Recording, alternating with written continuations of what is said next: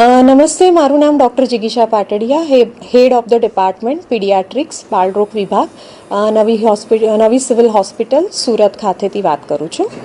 જી, આપ સૌ જાણો છો એ પ્રમાણે જે વાયરલ એન્સેફેલાઇટિસના કેસીસ ગુજરાતમાં જોવા મળી રહ્યા છે, એમાં સાઉથ ગુજરાતમાં તૈયારીના ભાગરૂપે નવી સિવિલ હોસ્પિટલ ખાતે આપણી પાસે 20 બેડનું પીડિયાટ્રિક ઇન્ટેન્સિવ કેર યુનિટ હાલમાં કાર્યરત છે. એની સાથે જો કોઈ આવા સંભવિત કેસીસ આપણી પાસે સાઉથ ગુજરાતમાંથી આવશે તો એના માટે બીજું 10 બેડનું પીડિયાટ્રિક ઇન્ટેન્સિવ કેર યુનિટ ચાલુ કરવાની તૈયારી અત્યારે ચાલી રહી છે. એટલે કે અમે બપોર સુધીમાં એને કાર્યરત કરી લઈશું. ઇન્ટેન્સિવ કેર યુનિટમાં પેશન્ટ્સને માટે જરૂરી વેન્ટિલેટર્સ, દવાઓ, હોસ્પિટલ માટેનો ડૉક્ટરનો staff, nursing staff, support staff, life saving medicines અને બીજી તમામ સુવિધાઓ ઉપલબ્ધ હશે. કેટલા ડૉક્ટરો એમાં કાર્યરત છે?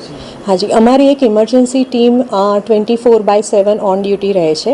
એની સાથે પીડિયાટ્રિક ઇન્ટેન્સિવ કેર યુનિટનો ડેડિકેટ 6 થી 7 ડૉક્ટરોનો સ્ટાફ 24/7 ઇન્ટેન્સિવ કેર યુનિટમાં હાજર રહે છે. આ વાયરસ કેટલો ગંભીર ગણાય છે?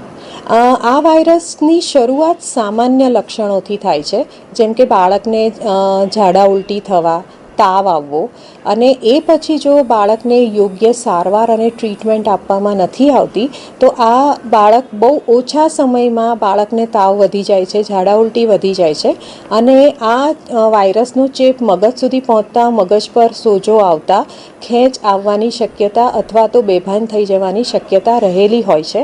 સો આ વસ્તુને ધ્યાનમાં રાખીને બાળકને કોઈ પણ આવા સિમ્ટમ્સ દેખાય, એટલે કે લક્ષણો દેખાય, તો તરત જ નજીકના ડૉક્ટરનો સંપર્ક કરો. ડૉક્ટરની પાસે નિદાન કરાવીને યોગ્ય સારવાર કરો. સારવાર પછી પણ જો આપના બાળકને સંતોષકારક ફેરફાર નથી દેખાતો પરિસ્થિતિમાં, તો તમે નજીકની ડિસ્ટ્રિક્ટ હોસ્પિટલ અથવા મેડિકલ કોલેજના ડૉક્ટરનો તરત જ સંપર્ક કરો. અને જો ડૉક્ટર તમને ત્યાં દાખલ થવાની સલાહ આપે છે તો મહેરબાની કરી દાખલ થઈ બાળકના યોગ્ય નિદાન અને સારવાર આગળ વધી શકે એ માટે જરૂરી પગલાં લેવા માટે ડૉક્ટરનો સંપર્ક કરી અને એમને સહાય કરો. તકેદારી કઈ રીતે રાખવી જોઈએ? આપ સૌ જાણો છો એ પ્રમાણે આ જે વાયરસ જે અત્યારે આપણે જે ચર્ચા કરી રહ્યા છીએ એ મુખ્યત્વે સેન્ડ ફ્લાયથી ફેલાય છે. સેન્ડ ફ્લાય એ મુખ્યત્વે કાચા મકાનોની તિરાડોમાં રહેતી હોય છે.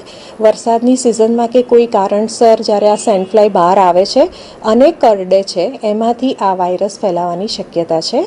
એટલે જે સરકારશ્રીએ આદેશો આપ્યા છે એ પ્રમાણે ડિસઇન્ફેક્ટન્ટ એટલે કે જંતુનાશક દવાઓનો છંટકાવ, એની સાથે સાથે પાણીનો ભરાવો ના થાય એની કાળજી, જ્યાં જ્યાં ઘરમાં કાચા મકાનો ખાસ કરીને અથવા અંધારિયા મકાનો કે જ્યાં તિરાડો છે અથવા તો સેન્ડ ફ્લાયને રહેવાની શક્યતાઓ છે, એ તમામ જગ્યાઓને ધ્યાનમાં લઈ અને એની ઉપર દવાઓનો યોગ્ય છંટકાવ કરીને આપણે આ વાયરસને અથવા તો આ બીમારીને સમાજમાં પ્રસરતી રોકી શકશું. દવાઓનો ઉપયોગ કરવો જોઈએ?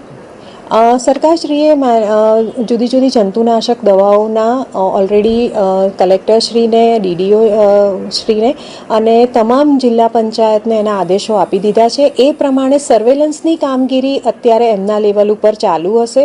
દવાઓના છંટકાવની કામગીરી જે તે જગ્યાએ ગ્રામ્ય કક્ષાએ અને જિલ્લા કક્ષાએ એની કાર્યવાહી હાથ ધરવામાં આવી રહી છે. કઈ ઉંમરના બાળકોને લાગી શકે? આ સામાન્ય રીતે નાના બાળકોને, એટલે કે વર્ષથી માંડી અને 13 થી 14 વર્ષના બાળકોમાં આ વસ્તુ જોવામાં અત્યારે હાલ પૂરતા લક્ષણો આ નાના બાળકોમાં જોવા આવી રહ્યા